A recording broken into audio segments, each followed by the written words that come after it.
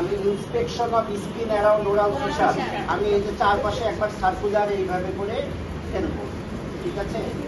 আচ্ছা, সার্কুলার এইভাবে করে ফেলবো, দেখে নিলাম এক। 2 নাম্বার হলো কি পয়েন্ট বলছি, বা ejaculation of good come with vegetable by circular movement of the tongue diffusion. তাহলে আমি কি করবো, তুমি কি করো তো, দাঁত দেখাও তো। হ্যাঁ, দাঁত দেখাবে ও, আমি এভাবে করে এভাবে তুলবো, 1 2 3 4, এই যে সার্কুলার, মানে 1 2 3 4।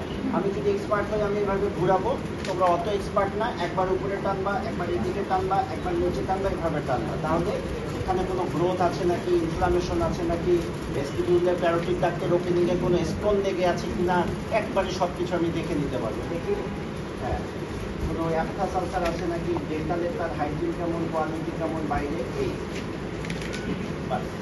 2 নাম্বার কোয়ালিটি। 3 নাম্বার, হা করো, জিভটা উপরের তালুতে লাগাও, ডানে সরাও, বামে সরাও, আচ্ছা যতটুকু আছে সরাও।